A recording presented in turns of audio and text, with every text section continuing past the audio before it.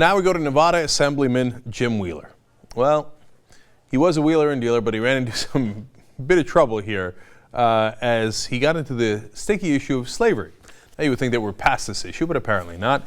A constituent asked him, and it was not necessarily about slavery, the question was in regards to, hey, listen, are you always going to do what your constituents tell you? Now, there's a reasonable answer to that which winds up with a no. No, if they ask me to do outrageous things, I'm going to act based on principle, not necessarily what my constituents say. But that's not the direction that Jim Wheeler went. First of all, the constituent was a conservative activist, Chuck Muth, and he asked, what if those citizens decided they want to, say, bring back slavery? Hey, if that's what the citizen wants, right, Jim? Well, Assemblyman Jim Wheeler answered him, if that's what they wanted, I'd have to hold my nose. They'd probably have to hold a gun to my head, but yeah. Well, that was not a good idea.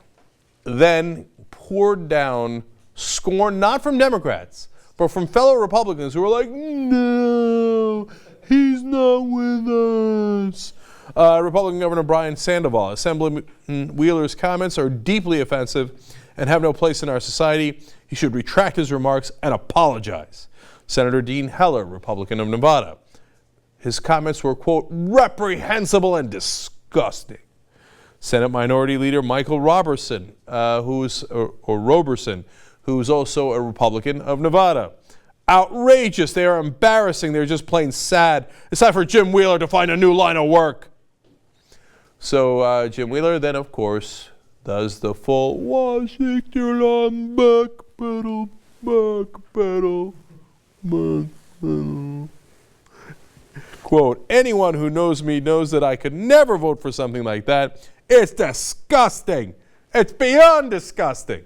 Except, Jim, you were the one who said that you would vote for it. That's why you're in this mess to begin with. But obviously he's trying to retract it. And he says, there is absolutely no room in my life for any bigotry, except where I vote for reinstating slavery. Except for that part, no room for bigotry. But really, is that what he meant? Should he be in this much trouble? Only one way to find out. Drop it.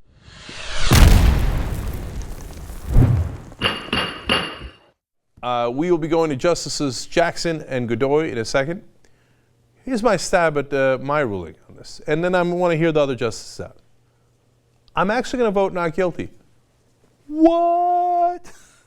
Look, I don't think he was saying bring back slavery. I don't think he wants to bring back slavery. He was just making an extreme example. In fact, his constituent made the extreme example, and he made the stupid mistake of saying, yes, whatever my constituents say, even if it's for something reprehensible like that, I would vote yes.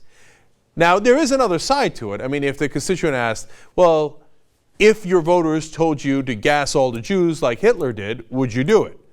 My guess is he would have said no, right?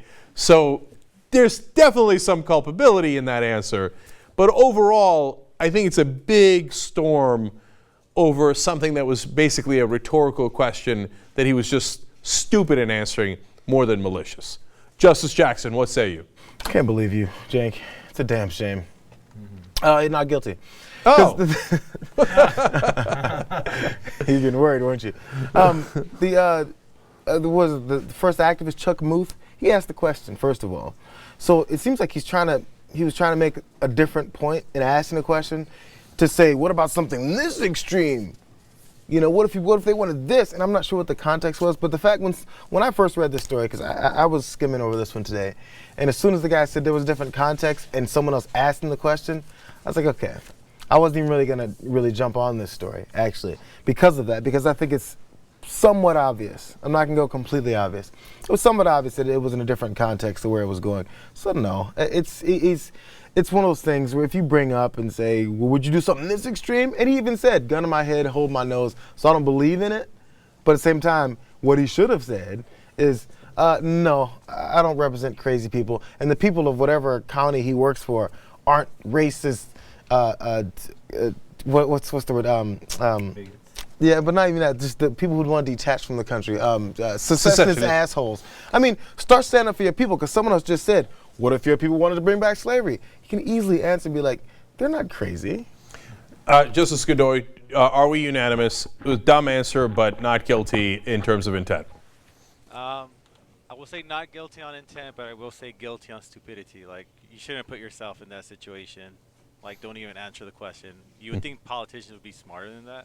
Right. I mean, they're always calculating on other things, and it seems like an easy one, and he totally fucked that up. Yeah. So actually, I don't think he's much of a wheeler and dealer. I think he's a pretty dumb guy. Like, oh yeah, I'd vote yes. Oh damn it. And the other thing that cracked me up is, Jesus is right about politicians. All the other politicians are like, oh great, we're Republicans, but this is a great opportunity to show how not racist we are by saying, can you believe he said that? Outrageous and disgusting. I'm disgusted by it. All right, everybody bring it down. Jim, yes, we have adjudicated that you are in fact stupid, but you are free to go.